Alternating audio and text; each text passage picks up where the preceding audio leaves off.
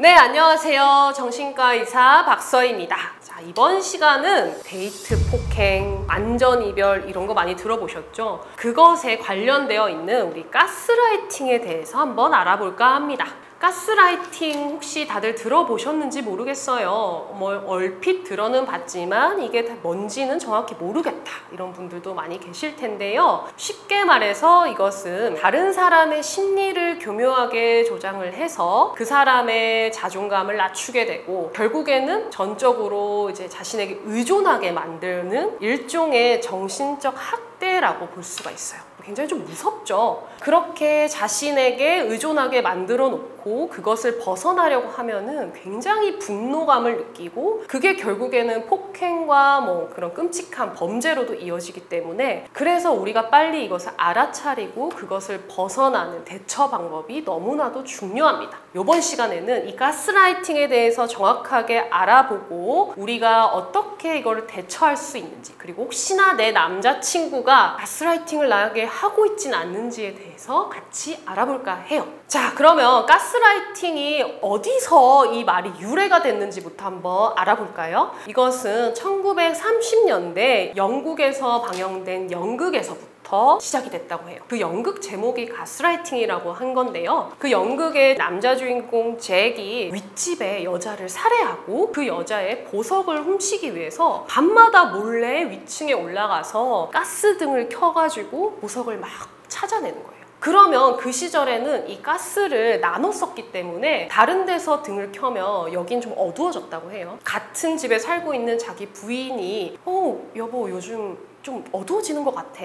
뭔가 위에서 이상한 소리가 들리지 않아? 아이 무슨 소리야 지금. 너가 좀 너무 예민해. 나는 소리 안 들리는데? 이런 식으로 오히려 막 아닌 척 하는 거예요. 그러다 보니까 이 부인은 내가 요즘 진짜 좀 이상한가? 내가 좀 미쳐가는 것 같아. 이런 식으로 자기를 자꾸 의심하게 되는, 딱 뭔가 전형적인 가스라이팅의 모습을 보여주는 연극이 되겠죠. 이것이 이제 문제가 되는 이유는 이게 가까운 사이에서 나타나게 되고 그래서 쉽게 알아차리기가 어렵고 또 알아차리고 나서도 이미 너무나도 상대방에게 의존했기 때문에 그것을 벗어나기가 쉽지 않다는 것이 문제가 되는 거예요. 과연 이 가스라이팅, 내가 당하고 있는 건지 아닌지, 내 남자친구가 가스라이팅을 하고 있는지 아닌지를 어떻게 알 수 있을까요? 자, 지금부터 귀를 쫑긋 세우고 잘 들어주세요.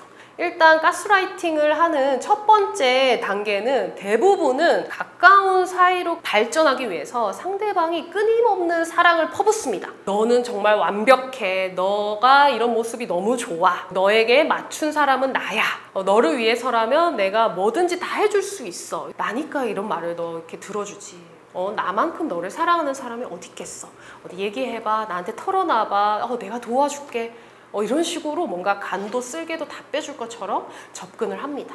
그렇게 해서 이제 어느 정도 마음의 문을 열고 나면 이제 두 번째 단계가 시작이 돼요. 뭔가 나의 요구를 들어주지 않았을 때, 야, 너는 내가 이렇게 너를 사랑해서 이런 것까지 해줬는데 너는 어떻게 나한테 이럴 수가 있어? 이런 식으로 뭔가 내가 잘못한 것처럼 몰아가요. 나의 아주 사소한 조그마한 실수를 굉장히 크게 과장해서 이제 비판하기 시작합니다. 야, 너는 항상 애가 그렇게 매번 그런 실수를 하니? 내가 누누이 얘기했잖아. 너는 참 그런 게 부족해. 마치 내가 굉장히 모자라고 뭔가 부족하고 상대방한테 내가 굉장히 잘못하고 있구나, 이런 죄책감이 들게끔 유도하는 말을 자주 하게 됩니다. 자, 그 다음에 또 중요한 특징적인 게 세 번째, 나의 관계를 단절시킵니다. 나의 중요한 관계, 부모, 다른 친한 친구들과의 관계를 끊어버립니다. 예를 들면 이성 친구의 연락처는 다 삭제해야 되고요. 일 때문에 어쩔 수 없이 참여해야 되는 회식도 나 마음에 안 들어, 나 불안해, 내가 너를 사랑해서 그런 거야, 이런 식으로 자꾸 포장해요. 그리고 제가 친하게 지냈던 친구가 있다. 그 친구는 너를 이용하고 있어. 거기에 꿰매 빠지면 안 돼. 너가 믿을 사람은 나밖에 없어. 나밖에. 그 사람만이 독점하려고 해요. 왜냐하면 내가 다른 사람들하고 교류를 하면은 그 사람 좀 이상한데? 이렇게 좀 의심할 수가 있잖아요. 그 의심을 아예 차단시키고 자기 마음대로 쥐락펴락 하려고 그런 관계를 단절시킨다는 거를 꼭 아셔야 돼요. 마지막 네 번째는 아주 이제 사소한 규칙을만 만들기 시작합니다. 카톡을 1분 안에 답장하지 않으면 안 되고, 뭐 6시 이전에는 와야 되고, 치마를 짧게 입으면 안 되고, 화장을 너무 진하게 하면 안 되고, 이런 식으로 터무니없고 좀 무리한 요구를 막 하게 돼요. 이것을 지키지 못하면은 또 막 불같이 화를 내는 이런 것들이 반복되면 아, 나 지금 가스라이팅 당하고 있는 거 아닌가 하고 꼭 의심하셔야 돼요. 그러면 가스라이팅을 당하게 되었을 때 어떻게 대처해야 되나요? 자, 이것도 너무 중요하죠. 도망가야 돼요.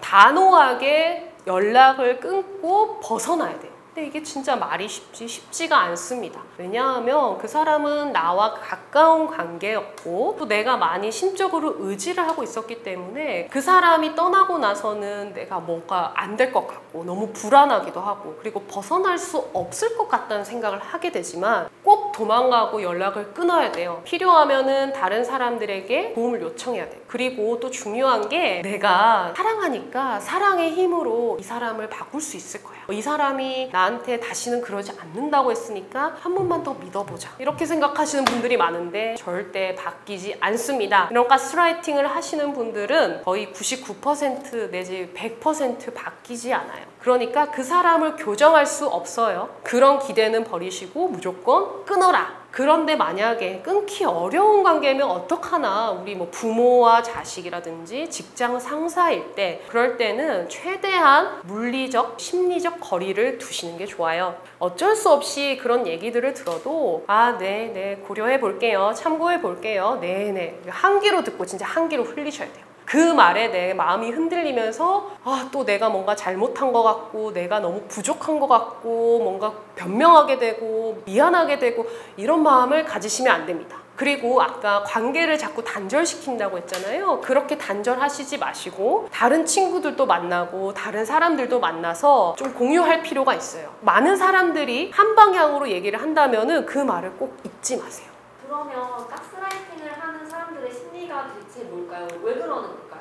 자, 이게 참 어려운데요. 이 가스라이팅을 하는 사람들의 대부분의 심리는 상대방을 지배하고 싶은 지배 욕구가 큰 사람들이에요. 특히나 이제 자기애성 인격 장애를 가지고 있는 분들이 많다고 해요. 이분들은 내가 가장 옳고 내 말이 다 맞고 내가 하는 행동은 모두 다 맞다. 내 말을 무조건 따라야 돼 라는 그런 자의식이 너무나 강한 사람들이라서 사랑하는 방법도 상대방을 진정으로 사랑해서라기보다는 상대방을 사랑하는 자신의 모습에 더 만족하는 사람들이거든요. 자기 위주로, 자기 좋을 대로 사랑을 하는 거죠. 게다가 그런 통제를 벗어나려고 하면은 이제 참을 수 없는 분노감을 느끼고 그게 어떤 건강한 비판을 듣게 되면은 이 사람이 나에 대한 도전이다. 나를 무시한다. 이런 식으로 받아들이는 사람들이에요. 그래서 꼭 벗어나셔야 됩니다. 처음에는 이게 굉장히 두렵고 또 무섭고 어려워요. 하지만 여러분들 행복해질 수 있고 극복해낼 수 있습니다.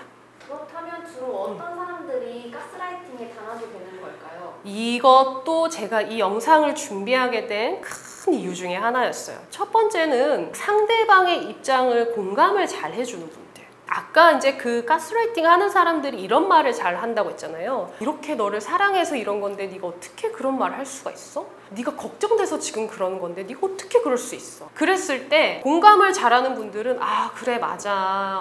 저 친구가 나를 위해서 그랬는데 내가 그러면 안 되지. 이렇게 생각을 해버려요. 두 번째는 거절을 잘 못하는 분들. 뭔가 내가 이게 좀 불편하고 싫은데 그냥 나만 참고 넘어가면 되지, 이렇게 참아내시는 분들이 또 가스라이팅을 많이 당하게 됩니다.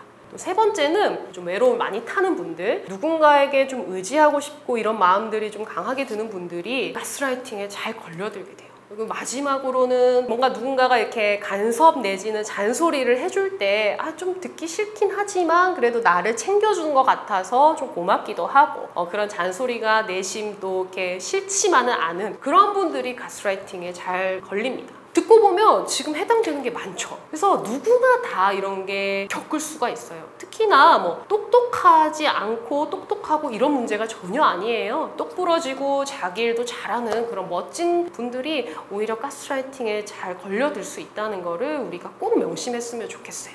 마지막으로 우리 구독자분들에게 하고 싶은 말씀이 하나 있으실까요? 남을 배려를 잘하고 공감해주고 그런 분들이 왜 이렇게 괴로운 일을 겪어야 하나 화가 나기도 하고 속상하기도 해요. 여러분들이 뭔가 부족해서 내가 못나서 이런 가스라이팅 당하는 게 절대 아닙니다. 누구나 다 겪을 수 있고요. 반드시 이것을 극복해낼 수 있어요. 내 자존감을 갉아먹는 그런 관계는 절대로 건강한 관계가 아니고요. 가장 중요한 거는 나 자신입니다. 사랑을 하든 뭔가 어떤 중요한 관계를 이렇게 나누는 사이에서 상대방도 중요하지만 그 누구보다도 소중한 거는 나 자신이에요. 내가 행복해야 됩니다. 자꾸 주눅 들고 눈치 보이고 미안한 감정이 들고 불편한 관계는 꼭 가스라이팅 당하는 것이 아닌지 한 번 더 생각하시고 반드시 피하세요. 여러분들은 그럴 자격이 있습니다.